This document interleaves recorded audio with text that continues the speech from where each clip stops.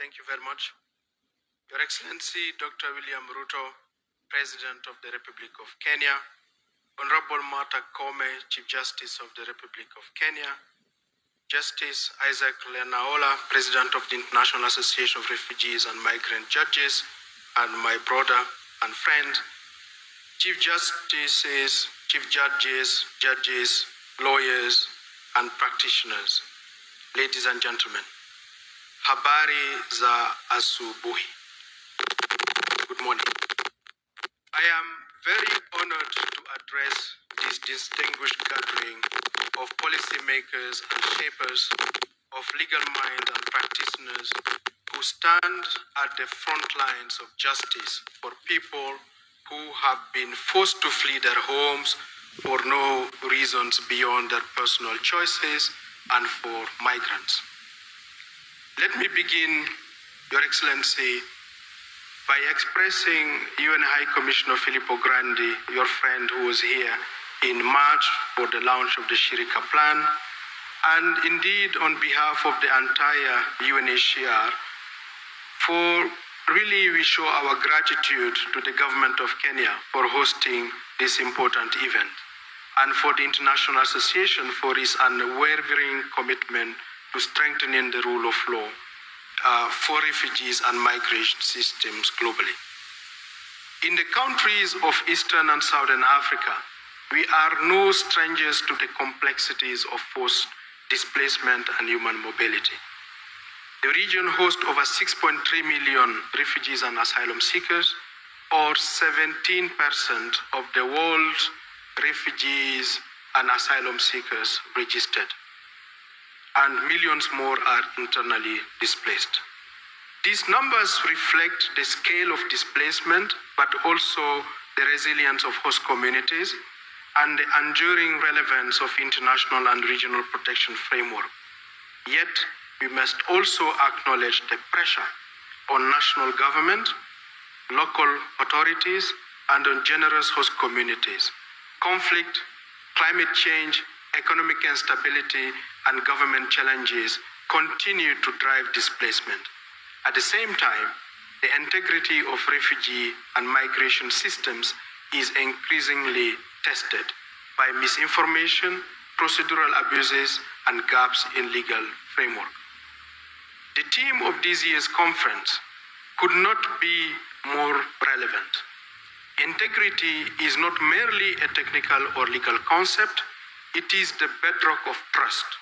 It is what allows a refugee to believe that her or his claim will be heard fairly.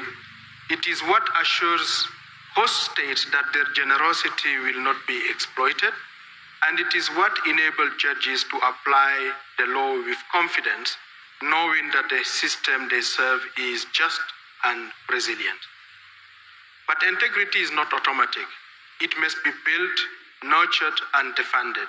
It requires a robust legal framework, independent judiciary, and fair procedures.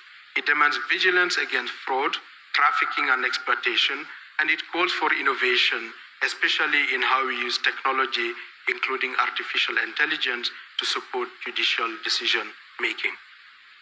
Africa has been a leader in refugee protection.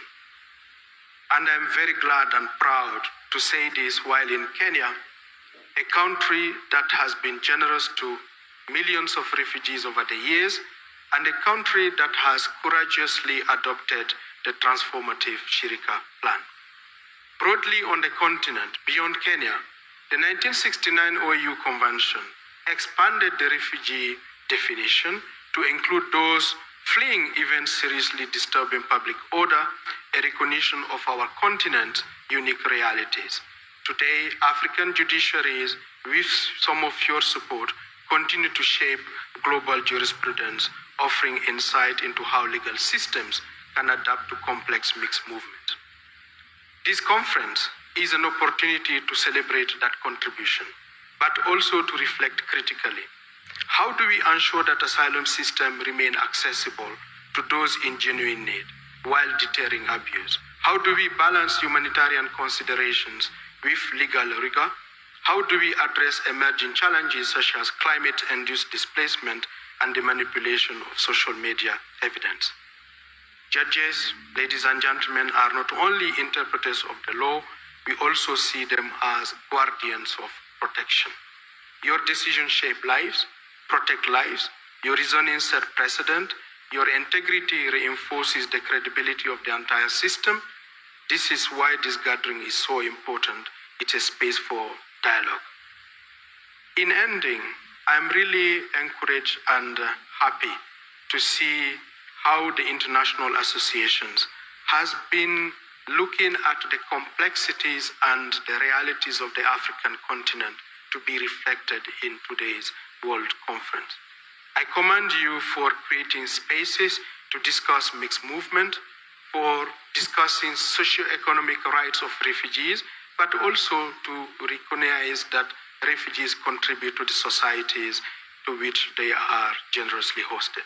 UNHCR stands with you and remain ready and available to do its part as you carry this important work. Thank you very much, and I wish you a fruitful and engaging conference. Thank you very much.